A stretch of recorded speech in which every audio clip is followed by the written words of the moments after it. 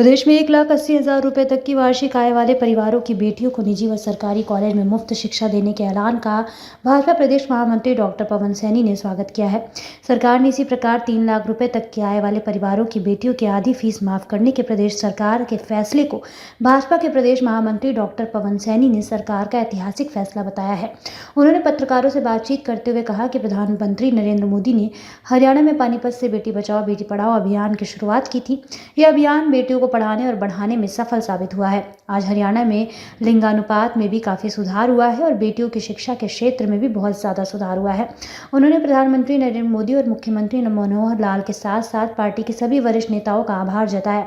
वहीं उन्होंने कुमारी शैलजा द्वारा यात्रा निकालने और कांग्रेस की गुटबाजी को लेकर जमकर तंज कसा और कांग्रेस की इस गुटबाजी और एसआर के प्रदेश में तीसरी बार भाजपा की सरकार बनाने में अहम भूमिका को भी स्वीकार किया।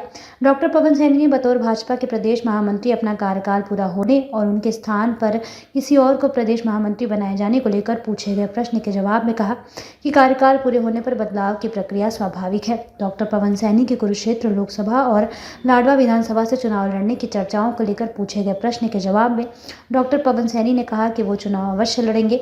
पार्टी उन्हें कुरुक्षेत्र लोकसभा में उतारे या लाडवा विधानसभा में, वे हर मैदान में उतरने को तैयार है। पार्टी और संगठन उन्हें जो भी जिम्मेदारी देगा वे पूरी निष्ठा और लगन से उस जिम्मेदारी को निभा। पहले तो मैं सभी दर्शकों को नमन करता हूं और जो आपने सवाल किया है वास्तव में नरेंद्र मोदी जी को भी मैं नमन करता हूं, जिन्होंने बेटियों के बारे में उनकी चिंता की, वो हरियाणा से चिंता की, पानीपत से, और बेटी बचाओ बेटी पढ़ाओ अभियान की शुरुआत की।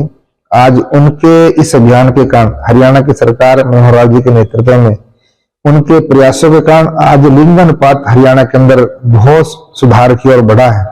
आज बेटियों की संख्या बढ़ी है। जहां आपने सवाल किया है, मैं माननीय मुख्यमंत्री जी का बहुत आभारी हूं, जिन्होंने बेटियों को वरीयता देते हुए उनको आगे बढ़ाने के लिए 1,80,000 से जिनकी भी आमदन कम है परिवार में, उनकी बेटियों की शिक्षा, चाहे प्राइवेट कॉलेज हो चाहे सरकारी कॉलेज हो, उनमें उनकी फीस बिल्कुल ही निःशुल्क की है, फ्री की है, सरकार वहन करेगी। और इससे आगे बढ़कर भी माननीय मुख्यमंत्री जी मनोहर लाल जी ने किया है, जिस परिवार की आमदन 1,80,000 से 3 लाख तक भी है, उसमें से जो निजी महाविद्यालय हैं और सरकारी महाविद्यालय, तो निजी विद्यालयों की भी आधी फीस जो है ना, मुख्यमंत्री मनोहर लाल जी अपने कोष से, सरकारी कोष से भरने का काम करेंगे।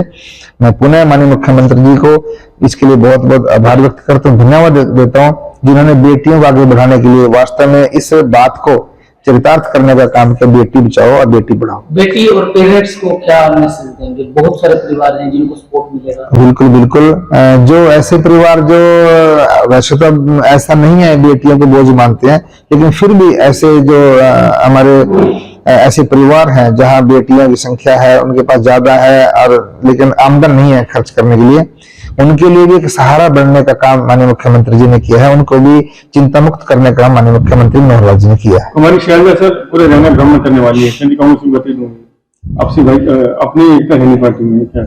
देखिए, कांग्रेस तो एक, मैं कह सकता हूँ, एक अपने आप ही विभाजित पार्टी होगी। कांग्रेस पार्टी में कह करके ये नेताओं द्वारा आपस में विभाजित पार्टी है। जहां बहन आपने शैलजा जी का जिक्र किया है, तो प्रदेश अध्यक्ष भी रही है, तो अपना संगठन नहीं खड़ा कर पाए। अभी जो है ना, इससे पहले अशोक तंवर जी रहे, वो भी संगठन नहीं खड़ा कर पाए, और अभी उदय भान जी हैं, अब चर्चा जो उन्होंने कार्यकारी प्रदेश अध्यक्ष बनाने का काम किया। इसलिए संगठन विहीन जो है ना, केवल अपने जो उनके समर्थक हैं उनके ही बलबूते पर कांग्रेस पार्टी खड़ी है, संगठन नाम की कोई चीज नहीं है। इसलिए बहन कुमारी शैलजा घूम रही है, इससे कुछ बनने वाला नहीं है। संगठन सरकार बनाने के लिए बिल्कुल बिल्कुल, संगठन जो है ना, किसी भी जो है ना दल का अगर संगठन अगर खड़ा है, कार्यकर्ता खड़ा है, उसकी रीढ़ की हड्डी है। जैसे मान लो शरीर है, शरीर में अगर हड्डियां नहीं है तो केवल एक ढांचा मुश्किल से रहेगा। तो संगठन होना बहुत जरूरी है, उसकी आगे बढ़ने के लिए भी और जो है ना उसकी बढ़ोतरी के लिए जो है ना संगठन बड़ा आवश्यक है। डॉक्टर साहब, जैसे भाजपा दावा कर रही है तीसरी बार लगातार प्रदेश में सरकार बनाने का, कहीं लगता है कांग्रेस की ये फूट, एक तरफ हुड्डा सर्वे बन रहे हैं, दूसरी तरफ एसआर के कुमारी शैलजा, सुरजेवाला और किरण चौधरी, लगता है कहीं एसआरएस भी जो है, एसआर के भी है, ये भूमिका निभाएगा भाजपा को तीसरी बार सरकार में लाने में? बिल्कुल सवाल वाजिब है आपका। जहां भारतीय जनता पार्टी और माननीय मुख्यमंत्री मनोहर लाल जी सरकार और संगठन जिस प्रकार से संगठन को मजबूत करते हुए सरकार द्वारा लोगों के लिए जन कल्याणकारी योजनाओं का किस प्रकार से मुख्यमंत्री हमेशा रोज पिटारा खोलते हैं, उनके एक से गरीब परिवार के लिए कैसी सुख सुविधाएं जो है ना मुख्यमंत्री जी दे रहे हैं, तो दूसरी ओर उसका तो लाभ मिलेगा ही। लेकिन जहां दूसरे जो सपोर्टिंग फैक्टर्स मैं कह सकता हूं, इसको भी सरकार बनाने में जो है ना मदद मिलेगी, क्योंकि आपस में फूट जब संगठन में है कांग्रेस पार्टी में, इसलिए वो भी एक दूसरे को अराइवल लोग खड़े करेंगे, उससे फूट का शिकार कांग्रेस होने के कारण तो निश्चित रूप से जो बड़ा दल उभर के आता है उसको लाभ होता ही है। बतौर संगठन महामंत्री डॉक्टर पवन सैनी की टर्म पूरी हो गई है, नया प्रदेश अध्यक्ष बन गया संगठन का, आगे डॉक्टर पवन सैनी का क्या रुख रहेगा? विधानसभा लड़ेंगे, लोकसभा लड़ेंगे, कई तरह की चर्चाएं चलती है, क्या कहेंगे आप? देखिए, मैं पार्टी का कर्तव्यनिष्ठ सिपाही हूं, कार्यकर्ता हूं, और संगठन जैसे जैसे भी जिम्मेदारी देता है सारा संगठन ही जिम्मेदारी देता है। और पार्टी ने पहले भी जिम्मेदारी पार्टी ने दी है, पार्टी के कारण ही मैं विधायक हूं, पार्टी के कारण मेरा प्रदेश में वजूद है, पार्टी से ही मैं हूं।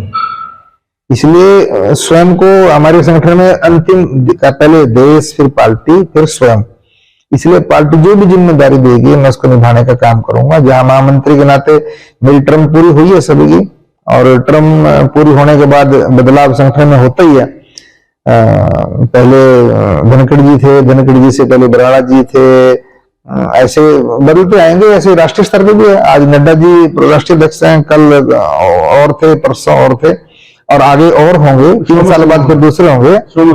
हाँ, तो ये तो एक संगठन की सामान्य प्रक्रिया का हिस्सा है, और निश्चित रूप से टर्म पूरी होगी और कार्यकर्ता को मौका मिलेगा संगठन में काम करने का, और मुझे भी जो जिम्मेदारी देंगे वो मैं निभाने का काम करूंगा। अभी मैं विधानसभा लाडवा से ही मैं विधायक रहा हूं, वहीं मैं काम कर रहा हूं, वहीं का मैं जनप्रतिनिधि के नाते काम करता हूं। मैं लाडवा से चुनाव लड़ूंगा। बाकी पार्टी जो भी जिम्मेदारी देगी, किसी प्रकार की जिम्मेदारी देगी, मैं उसके लिए हमेशा तत्पर हूं। पार्टी जो भी आदेश करेगी उसका मानने के लिए मैं कटिबद्ध हूं, वचनबद्ध हूं। धन्यवाद।